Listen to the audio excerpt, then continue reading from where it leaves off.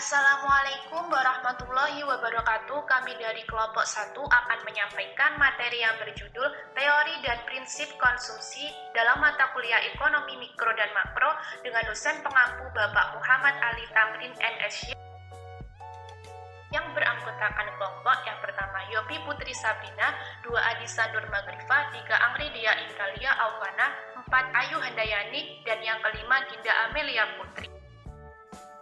Dengan topik pembahasan sebagai berikut.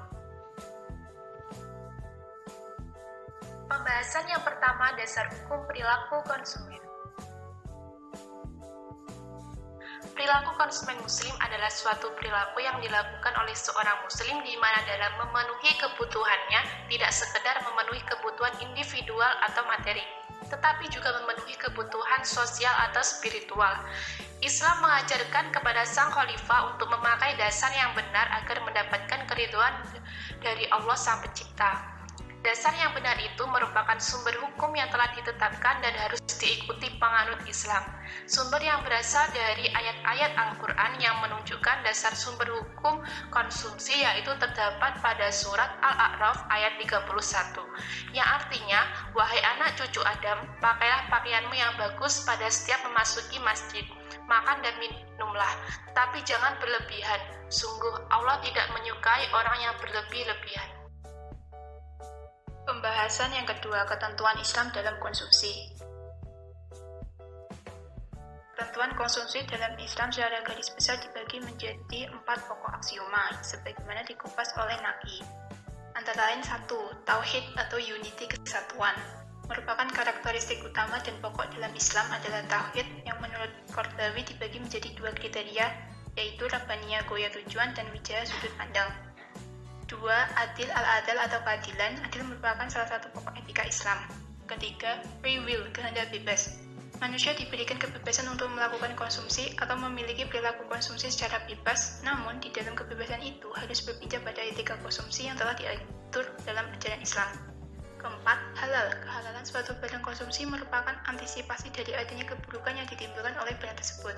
5. Sederhana. Sederhana dalam konsumsi mempunyai arti jalan tengah dalam berkonsumsi. Pembahasan selanjutnya, perilaku konsumen muslim.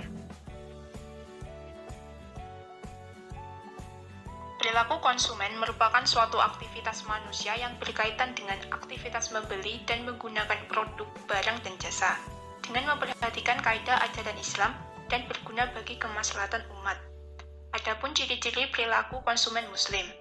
A. Seorang muslim dalam berkonsumsi didasarkan atas pemahaman bahwa kebutuhannya sebagai manusia terbatas. B. Suatu tingkat kepuasan tidak hanya ditentukan oleh jumlah 1 atau 2 pilihan, namun suatu tingkat kepuasan akan ditentukan oleh kemaslahatan yang dihasilkan. C. Seorang muslim tidak akan mengkonsumsi barang-barang syubhat, apalagi barang-barang yang sudah jelas haramnya.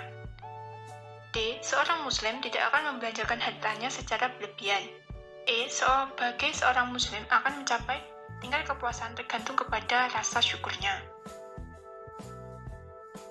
Poin keempat, kepuasan dan rasionalitas konsumen muslim. Kepuasan. Dalam ekonomi Islam, kepuasan dikenal dengan maslahah, dengan pengertian terpenuhi kebutuhan baik bersifat fisik maupun spiritual.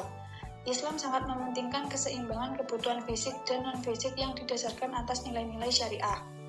Seorang muslim untuk mencapai tingkat kepuasan harus mempertimbangkan beberapa hal, yaitu barang yang dikonsumsi adalah halal, baik cara zatnya maupun cara memperolehnya, tidak bersikap israf atau royal, dan tafsir atau sia-sia.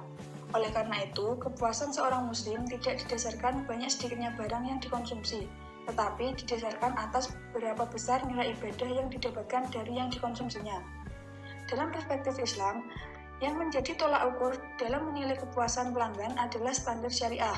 Kepuasan pelanggan dalam pandangan syariah adalah tingkat perbandingan antara harapan terhadap produk atau jasa yang seharusnya sesuai syariah dengan kenyataan yang diterima. Rasionalitas. Kegiatan konsumsi yang dilakukan manusia merupakan kegiatan pokok yang harus dilakukan dalam sendi kehidupan manusia. Kegiatan tersebut tidak hanya berkaitan dengan kebutuhan pokok saja, namun juga terkait dengan sandang dan papan. Manusia harus bersikap rasional dalam berkonsumsi, jangan menjadi konsumen yang konsumtif. Perilaku konsumsi seperti membelanjakan hartanya di jalan Allah harus sesuai dengan kebutuhannya dengan memperhatikan syariat Islam. Konsumsi dianggap rasional dalam Islam apabila pembelanjaan yang dilakukan sesuai dengan kebutuhan dan kemampuan yang dimiliki. Menurut para pakar makhosyid, kebutuhan dibagi menjadi beberapa bagian, yaitu pertama, kebutuhan daruriyat atau primer, kedua, kebutuhan hajiyat atau sekunder, ketiga, kebutuhan tahsiniyat atau kamaliyat, atau tersier atau pelengkap. Selanjutnya, saya akan menjelaskan motif dan tujuan perilaku konsumen dalam Islam. Ajaran Islam tidak melarang manusia untuk memenuhi kebutuhan ataupun keinginannya. Selama dengan pemenuhan tersebut, maka martabat manusia bisa meningkat. Semua yang ada di bumi ini diciptakan untuk kepentingan manusia. Namun, manusia diperintahkan untuk mengonsumsi barang atau jasa yang halal dan baik secara wajar, tidak berlebihan. Pemenuhan kebutuhan ataupun keinginan tetap dibolehkan selama itu mampu menambah maslahah atau tidak mendatangkan madarat. Tujuan konsumsi dalam Islam bukan sekedar mendapatkan kepuasan personal dan material, melainkan maslahah. Maslahah merupakan kepuasan yang tidak saja dirasakan oleh pelaku konsumsinya, tetapi juga dirasakan oleh sekelompok masyarakat. Dalam maslahah ini juga terkandung kepuasan tidak saja bersifat material ataupun sosial, tetapi juga spiritual. Tidak juga sekedar duniawiyah, tetapi juga ukhrawiyah. Ini karena konsumen muslim percaya bahwa kehidupan tidak saja berlangsung di dunia saja, tetapi juga di akhirat. Maslahah ini juga tidak diukur hanya pada standar individu konsumen, tetapi lebih luas. Standar kemanfaatan bagi masyarakat menjadi pertimbangan penting di sini. Jika dalam konsumsi sekuler, anggaran menjadi satu-satunya pengekang, tidak demikian dengan konsumsi Islam. Islam memberikan batasan-batasan menjadi pengekang sekaligus pengendali seorang konsumen muslim. Adanya sedekah wajib atau zakat dan sunnah, adanya larangan memakan babi, hewan yang disembelih tidak atas nama Allah, minum khamar, darah, berjudi, tidak berfoya-foya, dan sebagainya merupakan wujud bahwa tercapainya tingkat kepuasan dan berkonsumsi tidak semata ditentukan oleh besar dan kecilnya anggaran. Untuk lebih jelasnya, motif dan tujuan konsumsi dalam ekonomi Islam dapat dilihat pada bagian berikut. Pembahasan yang keenam, fungsi utility. Dalam penerapan ilmu ekonomi, tingkat kepuasan digambarkan oleh kurva indifferent. Kurva ini menggambarkan tingkat kepuasan antar dua barang atau jasa yang keduanya memang disukai oleh konsumen. Kurva indifferent memperlihatkan semua kombinasi produk yang memberikan tingkat kepuasan yang sama besar kepada seseorang. Kurva indifferent kombinasi. Semakin tinggi kurva indifferent, maka semakin tinggi banyak barang yang dikonsumsi, sehingga semakin tinggi kepuasan konsumen. Secara grafis, tingkat kepuasan yang lebih tinggi digambarkan dengan tingkat kepuasan yang letaknya di sebelah kanan atas. Bentuk tingkat kepuasan yang konveks atau cembung terhadap titik nol menunjukkan adanya diminishing marginal rate of subtraction. Selain itu, kurva indifferent sifatnya tidak boleh berpotongan antara kurva indifferent yang satu dengan kurva indifferent yang lain. Jika kurva tersebut berpotongan, maka terjadi pelanggaran terhadap aksioma kepuasan, yaitu tidak adanya konsistensi. Pembahasan terakhir, optimal solution atau solusi optimal.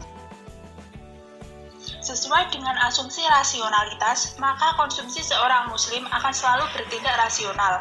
Konsumsi yang rasional selalu berusaha menggapai preferensi tertinggi dari semua peluang dan manfaat yang tersedia. Konsumen yang rasional berarti konsumen yang memiliki satu kombinasi komoditas yang akan memberikan tingkat utilitas paling besar. Namun, dalam pencapaian tingkat optimalisasi konsumen, seorang konsumen dibatasi oleh garis anggaran dari pendapatannya atau berbagai komoditas yang akan dibelinya. Dengan demikian, kepuasan maksimum seorang konsumen terjadi pada titik di mana terjadi persinggungan antara kurva indifferent dengan